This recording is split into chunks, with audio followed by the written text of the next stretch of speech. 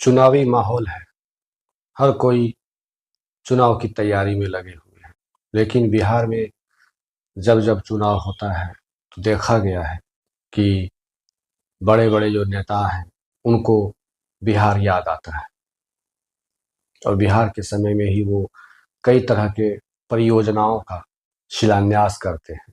पर सिर्फ शिलान्यास ही करते हैं, बड़ी बड़ी बातें करते हैं, धरातल पर मंदिर मस्जिद की बातें करते हैं और उसी में लोग उलझ जाते हैं।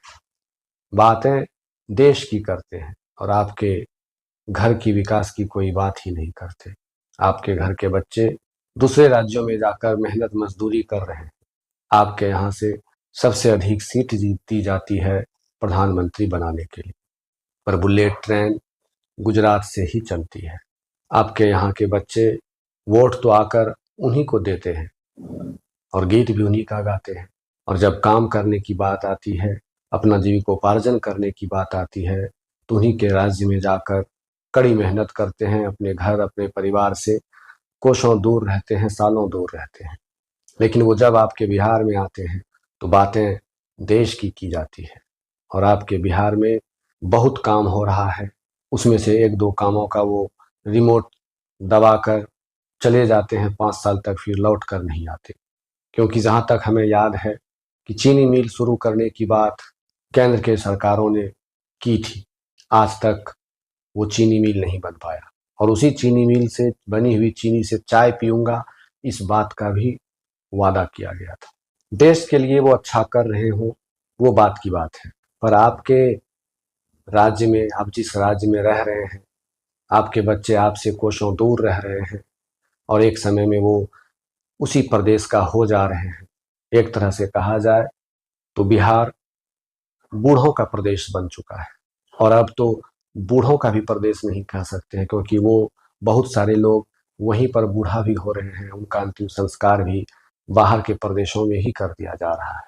हद तो तब होती है कि जब बाहर में अपनी जवानी बिताने वाले लौट कर बिहार आते हैं, या फिर अगर आप वहीं पर आपको वोट देने का अधिकार मिल गया हो तो उन्हीं को वोट देते हैं जिन्होंने उनके लिए कभी कुछ किया ही नहीं, जिनके कारण उन्हें प्रदेश में रहना पड़ा, अपना घर त्यागना पड़ा, अपना घर छोड़ना पड़ा।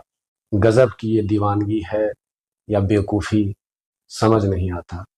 और अगर किसी जनता से या किसी नेता से बात करें तो इन लोगों का एक ही काम है, एक दूसरे की खिंचाई करना।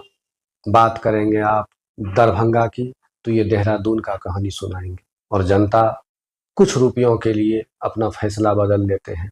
अगर उनका दिया हुआ 50 रुपया किसी के यहाँ बाकी रह गया हो तो उसके लिए आए दिन अखबारों में भी सुनना पड़ता है, देखना पड़ता है, एक दूसरे की हत्या तक करने के लिए उतावला हो जाते हैं। लेकिन वोट, जिसकी कीमत आज तक उनको समझ में नहीं आई, और किसी के कहने पर कुछ रुपये लेकर जिसको कहते हैं उन्हें वोट दे देते हैं। अगर बात बिहार की करें तो हर एक साल 20,000 करोड़ों के मालिकाना हक कुछ रुपये लेकर दे देते हैं, जो आए दिन उतार चढ़ाव होता रहता है। एक बार भी नहीं सोचते कि इतनी बड़ी रकम की मालिकाना हक हम किसे दे रहे हैं। जनता को सोचना होगा, जागरूक होना होगा। हर लोग अपने बच्चे को पढ़ाने के बारे में सोचते हैं और पढ़ाई की बातें भी करते हैं, लेकिन खजाना देश का, आपके राज्य का, आपके घर का यूं ही लुटा देते हैं। इस खजाने की रक्षा करने की जिम्मेवारी भी बिहार की जनता की होनी चाहिए। और जो सही हो, मैं किसी पार्टी या किसी विशेष व्यक्ति की तारीफ नहीं कर रहा हूँ, जो सत्य कह रहे हैं, आपको लग रहा है कि नहीं यही होना चाहिए, तो आप उसके साथ जा सकते हैं।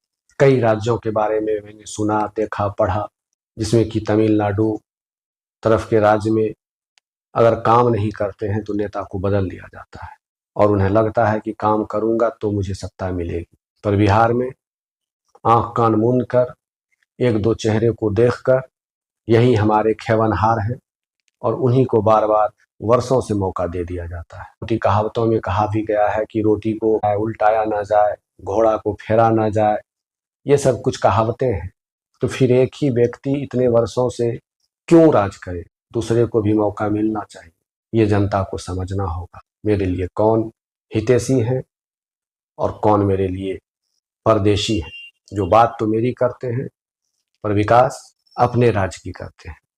और आपके बिहार की जो मुख्यमंत्री है वो अब से पहले अच्छा थे, ये मानता हूँ, पर अब जो उनकी स्थिति है वो सिर्फ अपना मुख्यमंत्री पद ही सुरक्षित कर रहे हैं और उसके बदले में बिहार की जनता को नर्क में ढकेल रहे हैं। हर नौकरी की एक सीमा होती है कि इतने साल में, इतने दिनों बाद आप रिटायर हो जाएंगे। तो इन्हें भी अपने स्वास्थ्य, अपने उम्र को देखकर, अपने कार्यकाल को देखकर संन्यास लेना चाहिए या नहीं लेना चाहिए, वो आप जनता तय करेंगे।